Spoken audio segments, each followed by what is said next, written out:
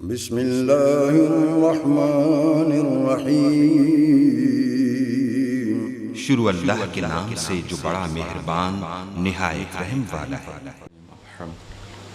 عالمین الرحمن الرحیم مالک الشمس إياك نعبد وإياك نستعين اهدنا الصراط المستقيم صراط الذين أنعمت عليهم غير المغضوب عليهم الضالين اللهم صل على محمد۔ أعوذ بالله من الشيطان الرجيم، بسم الله الرحمن الرحيم، الحمد لله على ما أنعم وله الشكر على ما ألهم، وهو الأول والآخر والظاهر والباطن، وهو بكل شيء عليم، والصلاة والسلام على حبيبك ونجيبك وصفيك من عبادك الذي أرسلته بالهدى ودين الحق ليظهره على الدين كله ولو كره المشركون بالقاسم محمد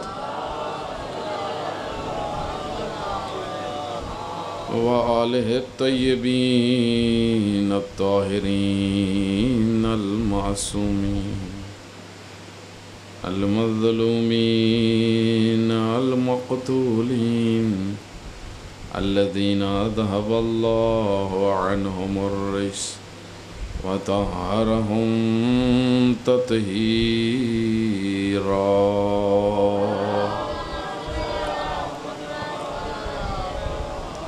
واللعنة الدائمة على أعدائهم أجمعين۔ قال الرسول الله صلى الله عليه وآله وسلم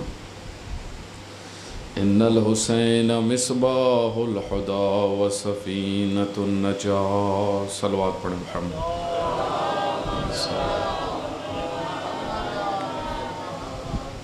آپ کی خدمت میں ان چند ایام میں کچھ موضوعات عرض کیے، اگرچہ کچھ پہلو گفتگو کے باقی ہیں، انشاءاللہ زندگی رہی تو عرض کروں گا آپ کی خدمت میں۔ ایک دفعہ تمام مومنین اور مومنات جہاں پر ہیں ان سب کی حفاظت کے لیے بلند صلوات پڑھیں۔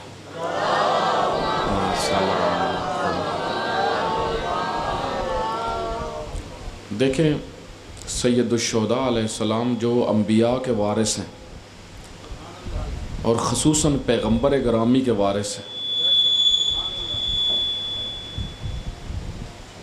ایک صلوات پڑھیں محمد وعلی محمد۔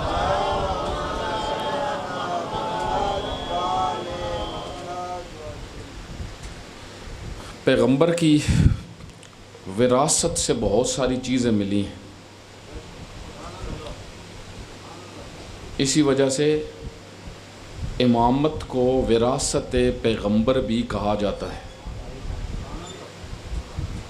امامت کو وراثت پیغمبر بھی کہا جاتا ہے۔ جب کسی شخص نے آ کے کہا نا 8ویں امام کو، اللہم صلی علی محمد،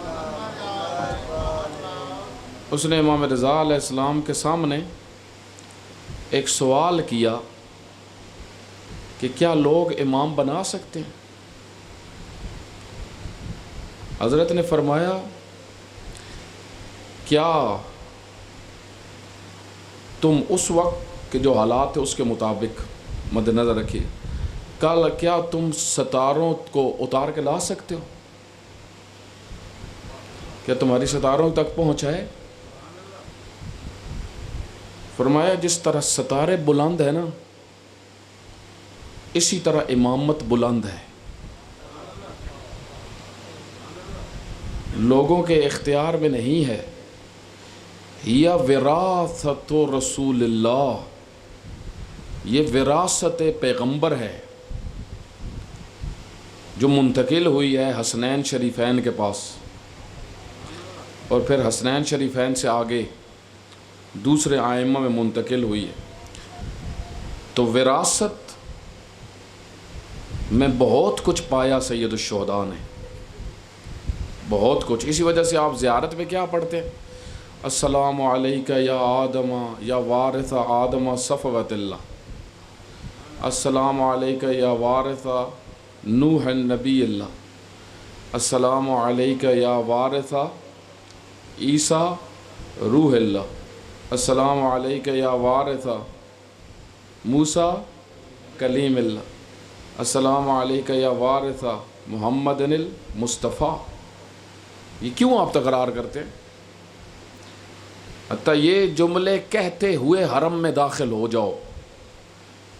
آپ کربلا اگر جائیں تو جن جملوں کو پڑھتے ہوئے آپ نے حرم میں جانا ہے وہ یہی جملے ہیں جو نقل ہوئے، یعنی ان جملوں کو پڑھتے ہوئے تمہاری انٹری ہونی چاہیے۔ میں کس کے پاس جا رہا ہوں؟ جس کے پاس سب انبیاء کی وراثت ہے،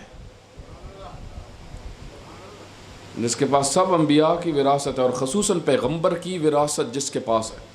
تو بہت کچھ وراثت میں پایا۔ ایک چیز جو سید الشہداء نے وراثت میں پائی وہ یہ تھی کہ اللہ کی راہ میں جد و جہد، اللہ کی راہ میں جد و جہد۔ جد و جہد کس کو کہتے ہیں؟ تھوڑا سا میں اس کو بیان کروں پھر تفصیل کی طرف آتا ہوں۔ جد کہتے ہیں عربی میں سیریس۔ جد کس کو کہتے ہیں؟ سیریس۔ جوہد کس کو کہتے ہیں؟ کوشش۔ دقت کریں، امیر المومنین فرماتے ہیں علیکم بالجد والجہد،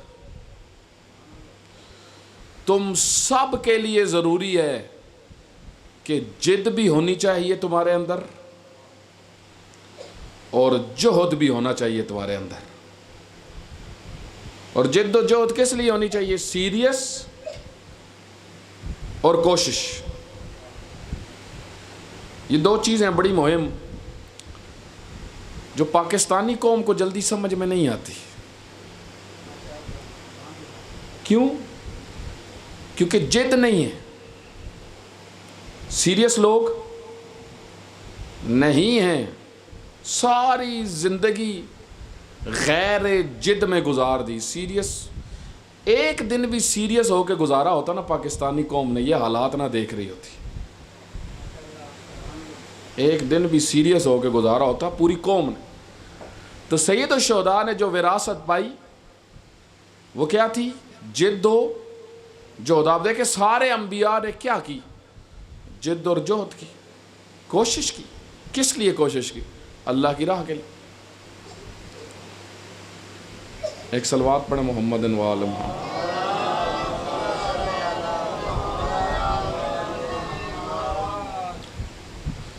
تو جد و جہد انبیاء کا شیوا ہے، انبیاء کا طریقہ کار ہے، انبیاء کی زندگی کا رکن اساسی ہے جد و جہد۔ اسی وجہ سے آپ دیکھیں، آپ سارے انبیاء کی زندگی کا مطالعہ کریں، سیریس ترین معاشرے کے لوگ انبیاء تھے۔ اسی وجہ سے امتوں نے ایک وجہ جو قبول نہ کرنے کی تھی اور جلدی ہضم نہیں ہوتے تھے امتوں کو انبیاء، اس کی ایک بڑی بنیادی وجہ یہی تھی کہ انبیاء سیریس لوگ تھے، سیریس بات کرنے والے لوگ تھے، جد تھی ان کے اندر، سیریس یعنی جد رکھنے والا، اور اس جد کے ساتھ تبلیغ کرتے تھے اور کوشش کرتے تھے اور معاشرے میں اصلاح کرتے تھے، اور معاشرے میں بھرپور کوشش، یعنی کوشش کس کو کہتے ہیں؟ کوشش یعنی جتنی توانائی ہو اس کو خرچ کر دو۔ یہ جو ہم اردو میں لفظ استعمال کرتے ہیں کوشش کرو، اس کوشش کا کیا معنی ہے؟ یعنی جتنی توانائی ہے تمہارے اندر اس کو کیا کرو، اس کو اللہ کی راہ میں خرچ کر دو۔ ایک بڑی تعداد ایسی نہیں ہے 5% بھی کوشش نہیں کرتی۔ تو یہ چیز سید الشہداء نے پائی، اور یہ سید الشہداء کے پاس نہیں تھی۔ پیغمبر کی 23 سال کا مطالعہ کرو، سستی نظر نہیں آئے گی۔ جتنا پیغمبر نے 23 سال کام کیا ہے اتنا لوگ صدیوں میں بھی کام نہیں کر پاتے۔ جاہلوں کو، بدھوؤں کو، حیوانوں کو کس درجے پہ پہنچایا، کس کمال پہ پہنچایا، کس وجہ سے؟ کوشش کی، زحمت کی۔ اسی وجہ سے آپ سب زیارت میں کس چیز کی گواہی دیتے ہیں؟ السلام علیکہ یا ابا عبداللہ۔ آپ زیارت وارثہ پڑھتے ہیں نا صاحب، اس میں آپ کہتے ہیں اشہد انک، میں گواہی دیتا ہوں، قد اقمت الصلاۃ وآتیت الزکاۃ وامرت بالمعروف ونہیت عن المنکر وجاہدت فی اللہ۔ آپ نے اللہ کی راہ میں جہاد کیا۔ جہاد اسی جوہد سے ہے، کوشش، اللہ کی راہ کے لیے کوشش، اللہ کے دین کا ناصر بننا۔ ناصر کس کو کہتے ہیں؟ اللہ نے انسانوں سے یہ نہیں کہا کہ مجھے نماز کا حکم دیا ہے، لیکن یہ نہیں کہا کہ مجھے تمہاری نمازوں کی ضرورت ہے۔ نماز کا حکم دیا ہے، لیکن کہیں یہ نہیں کہا کہ تمہاری نمازوں کی مجھے ضرورت ہے، تمہارے روزوں کی مجھے ضرورت ہے، تمہارے حج کی مجھے ضرورت ہے۔ نہیں کہا میرے ناصر بنو۔ اللہ کیا فرماتا ہے؟ میرے ناصر بنو۔ اے خدا تمہارے ناصر، تمہیں مددگار کی ضرورت ہے، تمہارے پاس کس چیز کی ہے خدایا کمی ہے؟ فرمایا میرے ناصر نہیں، میرے دین کے ناصر بنو۔ ناصر کس کو کہتے ہیں؟ ناصر نصر سے ہے۔ نصر اس پانی کو کہتے ہیں جو پہاڑی کے اوپر سے بہتا ہے اور نیچے ٹھہرے ہوئے پانی کو چلاتا ہے، آگے چلاتا ہے، اس کو کیا کہتے ہیں عرب؟ نصر۔ ناصر وہ ہوتا ہے جو مشن کو بڑھائے، جو مقصد کو بڑھائے۔ ہر نبی نے ناصر مانگا ہے، ہر نبی نے۔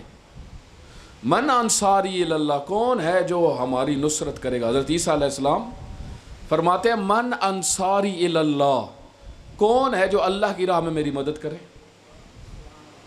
کس لیے مدد کرے؟ دین خدا کے لیے۔ ناصر یعنی راہ کو فراہم کرنے والا، راہ کو کھولنے والا، راہ کو دکھانے والا۔ آپ دیکھیں اس کے لیے کوششیں کی گئی۔ پیغمبر اکرام نے 23 سال کوشش کی، امیر المومنین نے ساری زندگی کوشش کی، 4 سال حکومت کی، یہی کوشش کی۔ ایک صلوات پڑھیں محمد انوال۔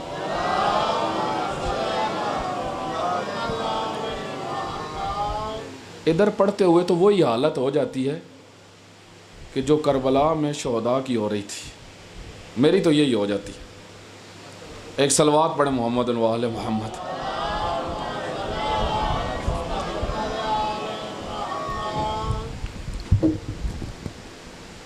ایک اور صلوات پڑھیں محمد انوال۔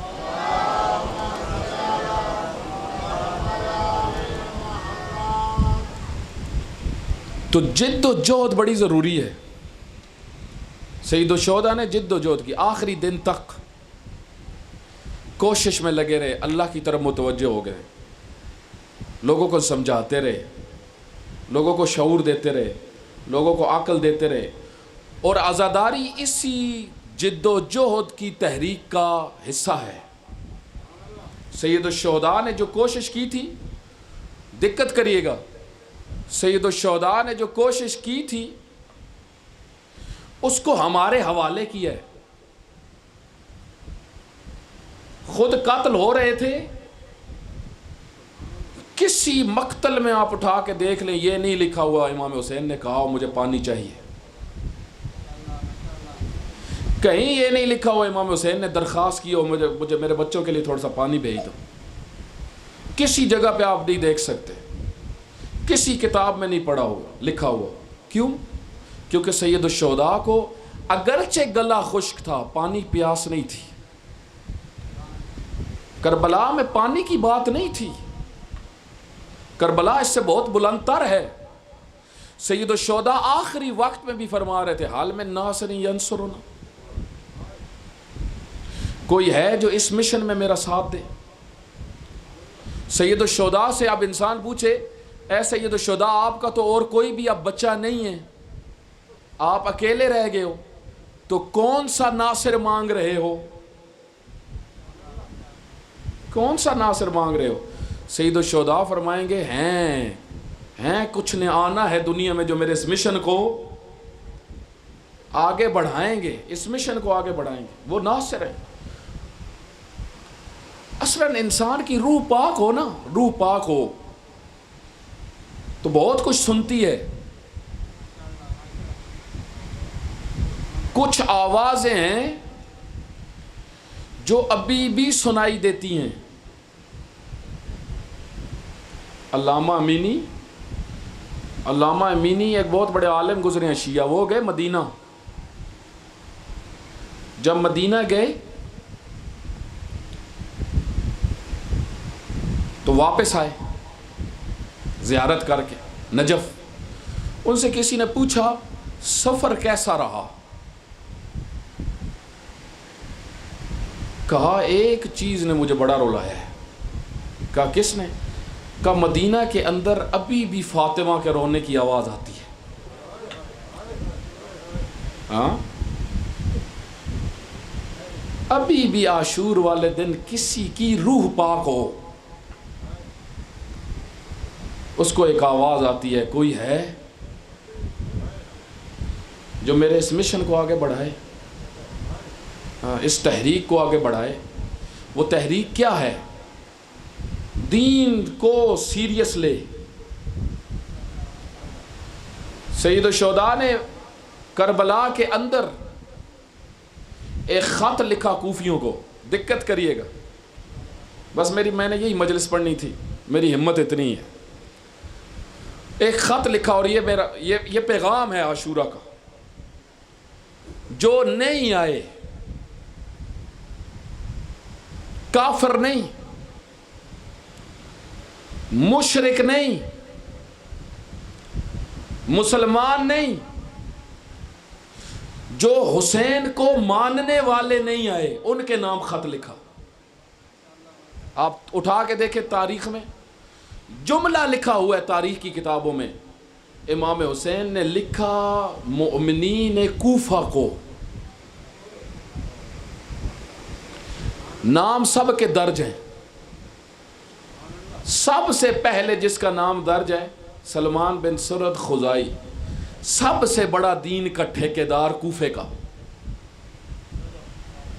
سب سے بڑا دین کا ٹھیکیدار کوفے کا سلمان بن سرد خزائی، جس نے سب سے پہلے امام حسین کو خط لکھا تھا کہ کوفہ آ جاؤ.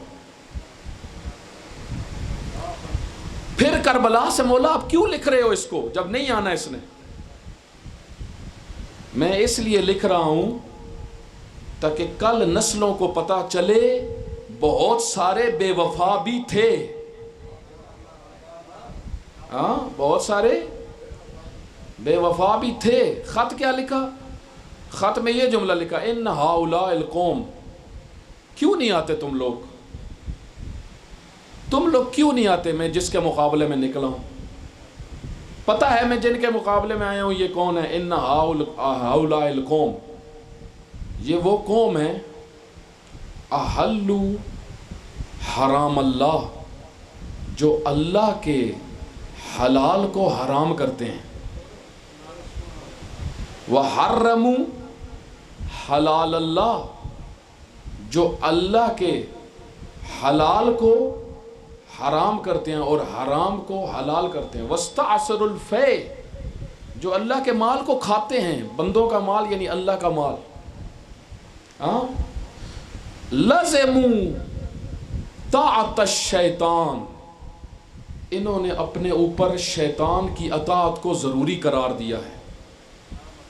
وترکوا طاعت الرحمن، اور انہوں نے اللہ کی اطاعت کو چھوڑ دیا ہے. میں اس وجہ سے وَأَظْهَرُ الْفَسَادِ، یہ مفسد ہیں، زمین پہ قتل کرتے ہیں، شریف لوگوں کو مارتے ہیں. میں نے جب یہ چیزیں دیکھی ہیں تو میں ان کے مقابلے میں آیا ہوں. تم کیوں نہیں آتے؟ یعنی ساری بات دین کی ہے. میں اس لیے نکلا ہوں، یہ فسادی ہیں، قاتل بشریت ہیں، اللہ کی حدود کو پامال کرتے ہیں، دین کے پرخچے اڑاتے ہیں معاشرے میں. توحید کا مذاق، نبوت کا مذاق، امامت کا مذاق، عدل کا مذاق، قیامت کا مذاق، نماز کا مذاق، روزے کا مذاق، حج کا مذاق، امر بالمعروف کا مذاق، نہی عن المنکر کا مذاق، تولہ کا مذاق. جب انہوں نے مذاق اڑایا میں میدان میں آ گیا. تم کیوں نہیں آئے؟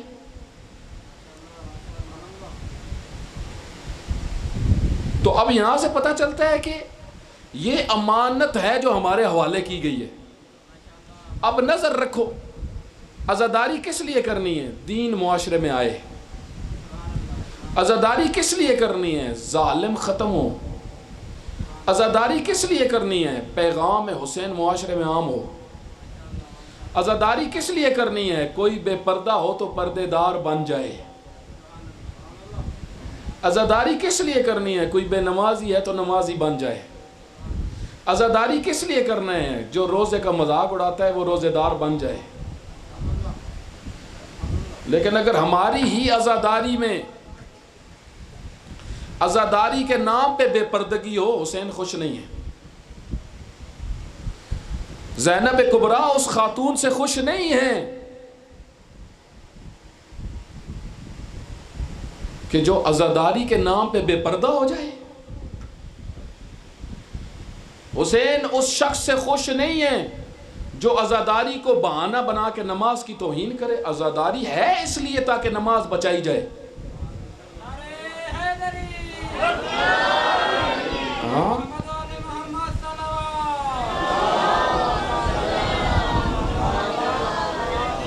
عزاداری ہے اس لیے تاکہ نماز بچائی جائے. لیکن تو اتنا سادہ ہو گیا، تو عزاداری اور نماز کا مقابلہ کرواتا ہے. امام حسین نے تیروں کے سائے میں نماز پڑھی. اصحاب سامنے کھڑے ہو گئے،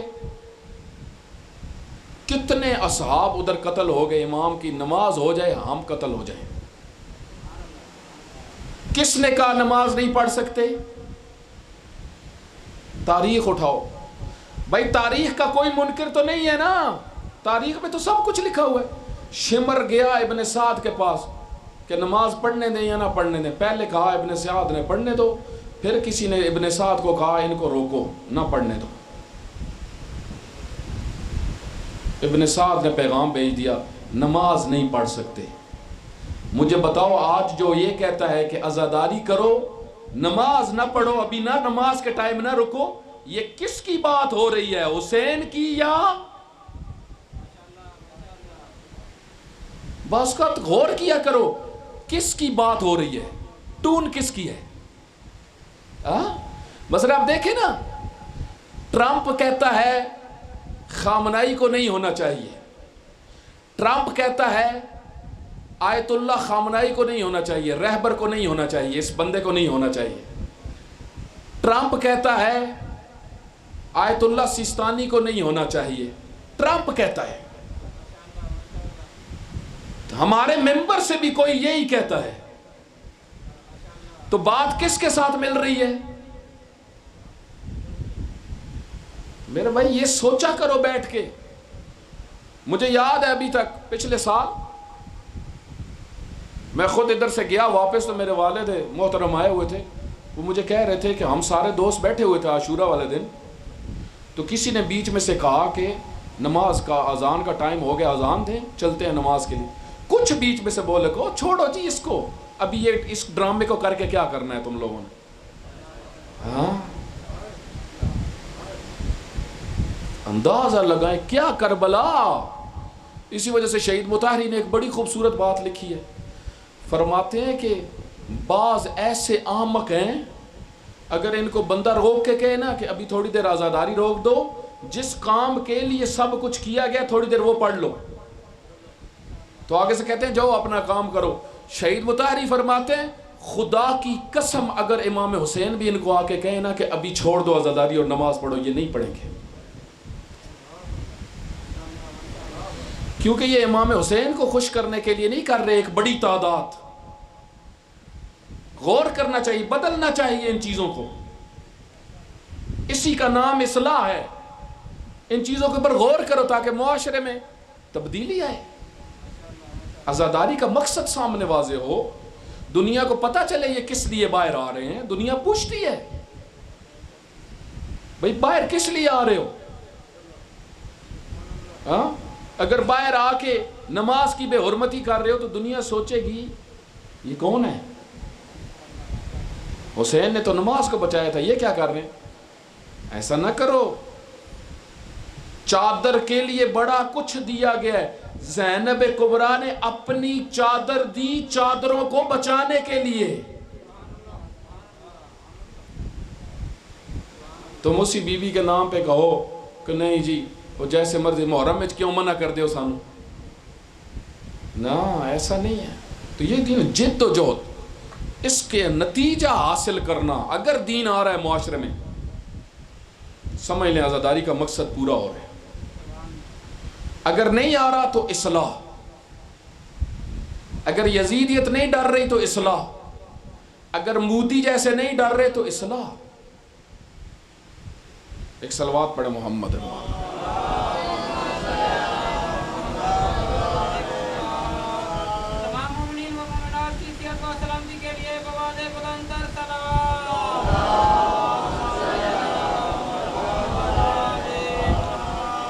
میرے بھائی اپنی اصلاح کرو، سب کو اصلاح کرنے۔ اب دیکھیں اہل سنت ابھی ہمارے بھائی کیا کرتے ہیں، کتنے عجیب ہیں یہ کچھ ملا جنہوں نے ہمارے بھائیوں کو بھی بہکا دیا۔ صبح صبح کھڑے ہو جاتے ہیں، کہتے ہیں آج سارے قبرستان چلے جاؤ، ہاں سڑک پہ نہ آؤ حسین کے لیے، مردوں کے پاس چلے جاؤ۔ تو حسین کو چھوڑے گا تیرے مردے بخشے جائیں گے؟ ہاں کتنا احمق ہے تو، کتنا راہ سے تجھے ہٹایا ہے۔ صبح صبح شروع ہو جاتے ہیں کہ آج روزہ رکھنا ہے، آج بڑا برکت والا دن ہے۔ نہیں، برکت والا دن نہیں ہے، اس سے بڑا کوئی اور منحوس دن نہیں ہے جب رسول کا بیٹا بے دردی سے قتل ہوا۔ تم اس کو مبارک دن کہتے ہو، تم کہتے ہو آج جوڑ لو۔ اسی وجہ سے ہمارے ائمہ نے فرمایا روزہ نہ رکھو، کیونکہ بنو امیہ نے روزہ رکھوایا ہے۔ فاقہ کرو، باہر نکلو، گھروں سے باہر نکلو، کوئی گھر میں نہ رہے، پیغام گلی گلی پہنچاؤ، محلے محلے پہنچاؤ، اہل سنت بھائیوں کو دعوت دو، ساتھ نکلو، ماحول بناؤ، تاکہ یہ جو بیچ میں کچھ آ گئے ہیں نا دکاندار، ان کی دکانیں بند ہوں۔ 5 دن سے قبرستان صاف ہو رہے ہیں، صرف کیوں؟ حسین سے دور کرنے کے لیے۔ حسین سے دور ہو جاؤ گے کدھر جاؤ گے بے وقوف؟ حسین سے دور ہوگا تیرا نقصان ہے، حسین کا کوئی نقصان نہیں ہے۔ دین کے نام پہ لوگوں کو حسین سے دور نہ کر۔ عزاداری دین کے لیے ہے، دین کی بقا کے لیے ہے۔ تو جو آج مسجد میں جا کے نماز پڑھتا ہے نا، کبھی غور کر یہ نماز تجھے کس کے صدقے ملی ہے؟ تو جو ماہ رمضان کے روزے کوئی اذانیں دے رہا ہے، صبح صبح اعلان کر رہا ہے، جب غور کیا کر تجھے یہ کس کے صدقے ملی ہے؟ جس کے صدقے ملی ہے اس کو چھوڑ کے لوگوں کو قبرستان میں بھیجتا ہے۔ سب کی اصلاح کی ضرورت ہے، لوگ ایک دوسرے کو آگاہ کریں، بیدار کریں، متوجہ کریں عزاداری کا مقصد کیا ہے، نکلنا کیوں ہے۔ احتجاج ہے وقت کی یزیدیت کے خلاف، ماتم۔ آج ہمارے ہاں آپ دیکھیں دکھ کی بات ہے، کچھ لوگ ماتم کر رہے ہوتے ہیں بغیر سارے کھڑے ہوتے ہیں، ایسا نہیں ہونا چاہیے۔ سب امام حسین کا ماتم کریں، جس کا ہاتھ نہیں ملتا اس کو بھی میرے بھائی کھڑا ہونے دے۔ تو کس چکر میں پڑ گیا؟ تو ہاتھ ملانے کے چکر میں پڑ گیا، حسین نے سب کچھ دے دیا۔ اس سے بالا تر ہو کے سوچو، آج پوری دنیا باہر ہے، ذرا کربلا پہ نظر کرو، وہ حسین کے عاشق پہنچ گئے۔ ایران میں نظر کرو، وہ دنیا باہر، یزیدیت لرز رہی ہے کہ کچھ خرچ نہیں کرنا پڑتا اور ساری دنیا باہر آ جاتی ہے۔ یزیدیت اس ماحول کو دیکھ کے لرزتی ہے۔ آج آپ دیکھیں پوری دنیا میں، افریقہ کے جنگلوں میں بھی کل میں دیکھ رہا تھا مجلس ہو رہی ہے۔ ہاں، یہ بیداری، یہ شعور، یہ کیوں ہے؟ ایسا لگتا ہے آج حسین ہیں۔ یہ پیغام، اس کو عام کرو، اس کو نسلوں تک پہنچاؤ، اس کو نسلوں تک منتقل کرو۔ یہ امانت ہے اس دین کی حفاظت کے لیے۔ سید الشہداء نے بڑے قیمتی خزانے اللہ کی راہ میں دیے ہیں۔ جب سب قتل ہو گئے نا، حضرت عباس آ گئے، علم بردار، آ کے کہا یبن رسول اللہ، اور رسول اللہ کے بیٹے، مجھے میدان میں جانے کی اجازت ہو۔ کہا عباس تم نہیں جا سکتے۔ کہا کیوں بھیا، میں کیوں نہیں جا سکتا؟ کہا تم میری فوج کے علم بردار ہو، تمہیں پتہ ہے جب فوج کا علم بردار گر جائے جنگ ختم ہو جاتی ہے۔ تم علم بردار ہو، تم ابھی نہ جاؤ۔ حضرت عباس کی آنکھوں سے آنسو نکل آئے۔ کہا بھائیا کون سا لشکر باقی رہ گیا ہے جس کا میں علم بردار ہوں؟ بھیا قاسم تو قتل ہو گئے، علی اکبر قتل ہو گئے، اون محمد قتل ہو گئے، حبیب قتل ہو گئے، مسلم بن اوسجہ قتل ہو گئے، ابو ثمامہ ساہدی قتل ہو گئے، مسلم کی اولاد قتل ہو گئی، عقیل کی اولاد قتل ہو گئی، جعفر کی اولاد قتل ہو گئی، جو آئے تھے سب قتل ہو گئے، رہ تو کوئی بھی نہیں گیا، تو میں کس کا علم بردار ہوں؟ سید الشہداء خاموش ہو گئے، لیکن پھر بھی کہا نہ جا، تو میدان میں نہ جا۔ کچھ ہی دیر ابھی گفتگو ہو رہی تھی، ساتھ والے خیمے سے بچوں کی آواز بلند ہوئی، العطش العطش، کوئی ہے جو میں پانی پلا دے؟ سکینہ نے پیالہ اٹھایا ہوا تھا، پیچھے پیچھے بچوں کو سکینہ کہہ رہی تھی میں چاچا کو کہتی ہوں تمہارے لیے پانی لے آتا ہے۔ اسی حالت میں آئی سکینہ، جب چاچا سے پانی کا کہا، اب حضرت عباس نے امام کی طرف دیکھا۔ سید الشہداء نے فرمایا جاؤ عباس پانی لے آؤ، بچوں کے لیے پانی لے آؤ، جنگ کرنے کے لیے نہیں بھیجا، جاؤ عباس بچوں کے لیے پانی لے آؤ۔ گئے حضرت عباس، نکلے، پہنچے فرات کے کنارے، 4000 لوگ فرات کے کنارے تیر انداز بیٹھے ہوئے تھے، 4000 نے تیر مارے حضرت عباس کو۔ حضرت عباس ان تیروں کا مقابلہ کرتے ہوئے پہنچے فرات کے پاس۔ سب علماء نے لکھا ہے مقتل کی کتابوں میں، کچھ ہی دیر بعد پورے فرات خالی تھا، علی کا بیٹا اکیلا کھڑا ہوا تھا۔ سارے بھاگ گئے۔ اب حضرت عباس نے پانی کی طرف ہاتھ بڑھایا، مقتل کے جملے ہیں، پانی کو اٹھایا، چلو میں اٹھا کے دیکھا، جو ہی دیکھا ذکر عطشان الحسین و اولاد الحسین، حسین اور حسین کے بچوں کی پیاس یاد آ گئی۔ فوراً عباس نے پانی کو واپس پھینکا، ایک شعر پڑھا، اس شعر کا ترجمہ یہ تھا، عباس پانی پینا تیری وفا کے خلاف ہے۔ یہ کیسے ممکن ہے؟ اولاد علی خیموں میں پیاسی ہو، بچے پیاسے ہو، تو پانی پیے؟ عباس نے مشک پر کی، مشک کو پر کر کے اب نکلے خیمے کی طرف۔ حضرت عباس سامنے خیمہ ہے، خیمے کا رخ کر کے گھوڑے کو لے کے جا رہے ہیں، اس طرح مشک کو اٹھایا ہوا تھا، ایک ظالم کھجور کے پیچھے کھڑا ہوا تھا، اس نے چھپ کے وار کیا تلوار کے ساتھ حضرت عباس کے دائیں بازو پہ. جو وار کا لگنا تھا حضرت عباس کا دایاں بازو قط ہوا.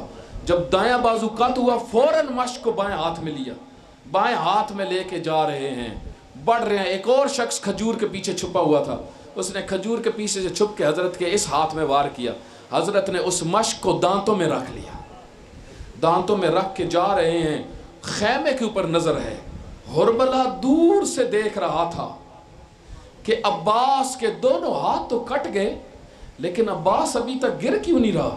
اس کے ذہن میں آ گیا، اس نے کہا عباس کی روح اس بدن میں نہیں ہے، عباس کی روح اس مشق میں ہے.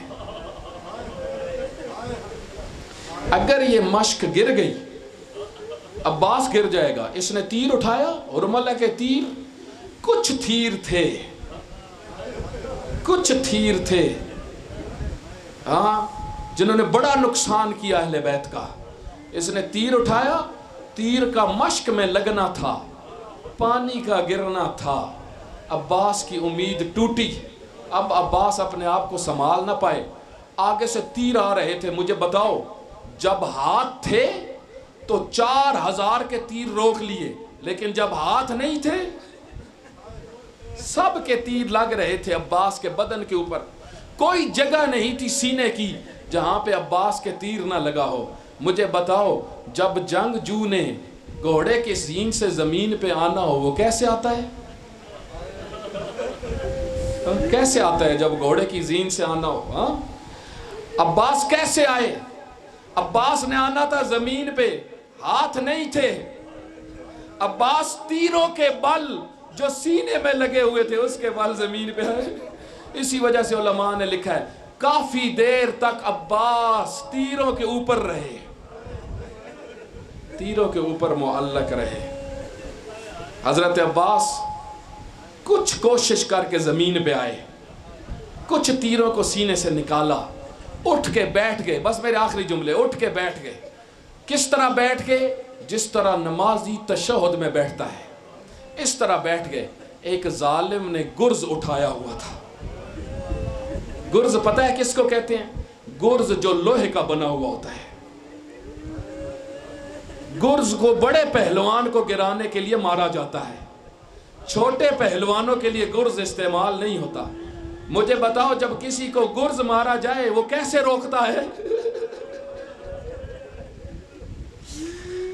جس کے ہاتھ ہی نہ ہو گرز مارا. اسی وجہ سے قربان ہو جاؤں میں بی بی ام البنین پہ. مدینہ کے اندر 4 قبریں بنائی ہوئی تھی. پورا دن بیٹھ کے ام البنین روتی رہتی تھی، عباس کے وین کرتی رہتی تھی، یہی پڑھتی تھی عباس مجھے کسی نے مدینہ میں بتایا ہے تیرے سر میں کسی نے گرز مارا. میں سوچتی ہوں وہ کون سی ماں ہے جس نے اتنا بہادر بچہ جنا ہو جو میرے عباس کے سر میں گرز مارے. کون ہے ایسا جو عباس کے سر میں گرز مار سکے؟ لیکن عباس مجھے بعد میں پتا چلا جب تجھے گرز لگا تھا تیرے ہاتھ کوئی نہیں تھے، تیرے ہاتھ کٹ گئے تھے. اب حسین پہنچے. کیسے پہنچے؟ جو حسین سیدھا چل رہے تھے حسین نے کمر جھکا لی، کمر کے اوپر ہاتھ رکھ کے بھائی کے پاس آئے. الان انکسر ظہری، عباس میری کمر ٹوٹ گئی، میرے چارے ختم ہو گئے، اب میں کچھ نہیں کر سکتا. بھائی کے پاس آئے، بھائی سے گفتگو کرنا شروع کی. بس میرے آخری جملے، میں بہت مشکل سے پڑھ رہا ہوں. بھائی کے پاس بیٹھے، بھائی کی آنکھ سے تیر نکالا. مجھے بتاؤ کسی کی آنکھ سے تیر نکالنا کتنا مشکل ہے. جس کو پالا تھا اس کی آنکھ سے تیر نکالا. تیر نکال کے آنکھ کو صاف کیا، آنکھ صاف کر کے باتیں کرنا شروع کی. گفتگو ہوئی. عباس کوئی بات تو کرنا، عباس بول تو صحیح، چپ کیوں کر گیا ہے؟ بھائیا تو سب کو خیموں میں لے جاتا ہے، مجھے خیمے میں نہ لے کے جائیں. کیوں تجھے خیمے میں نہ لے کے جاؤں؟ بھائیا میں جدھر ہوں نا مجھے ادھر چھوڑ دینا. کیوں؟ بھائیا وہ خیمے میں سکینہ انتظار میں ہے. مجھے دیکھ کے روئے گی، کہے گی چاچا تو کہہ کے گیا تھا میں پانی لے کے آؤں گا، چاچا تو پانی نہیں لے کے آیا، مجھے شرمندہ نہ کرنا حسین، مجھے شرمندہ نہ کرنا۔ اسی حالت میں امام حسین ادھر چھوڑ کے چلے گئے عباس کو۔ بس آخری جملے حسین میں، عباس میں بڑا حیا تھا، اسی لیے سب نے لکھا ہے، سب نے مقتل میں لکھا ہے، سب کے سروں کو ظالموں نے نیزوں پہ اٹھایا ہوا تھا۔ پورا سفر کربلا سے کوفہ تک سب شہداء کے سر نیزوں پہ، بیبیوں کے آگے آگے۔ ایک سر تھا جو نیزے پہ ٹھہرتا نہیں تھا، وہ پھر رکھتے تھے پھر گر جاتا تھا، پھر نیزے پہ رکھتے تھے پھر گر جاتا تھا۔ ایک نے کہا لگتا ہے یہ سر ٹکے گا نہیں، کہا کیا کرو؟ کہا اس کو گھوڑے کی گردن کے ساتھ باندھ دو۔ کیوں نہیں ٹکتا تھا عباس کا سر؟ عباس کا سر دیکھتا تھا میری بہنوں کی کیا حالت ہوگی۔ اب خیموں میں جب خبر پہنچی، بس آخری جملے، جب خیموں میں خبر پہنچی، جب قاسم کی خبر پہنچی، بیبیوں نے کہا واہ قاسمہ واہ قاسمہ۔ جب اکبر کی پہنچی واہ اکبرہ واہ اکبرہ۔ جب اون محمد کی پہنچی واہ اونا واہ محمدہ۔ لیکن جب عباس کی خبر پہنچی نا مقتل میں، تو بیبیوں نے یہ نہیں کہا واہ عباسہ، بیبیوں کا وین بدل گیا واہ حجابہ، ہمارا پردہ چلا گیا۔ اسی وجہ سے بس میرا آخری جملہ، علماء نے لکھا ہے اتنا فرق پڑ گیا، اتنا فرق ہو گیا عباس کی شہادت کے بعد۔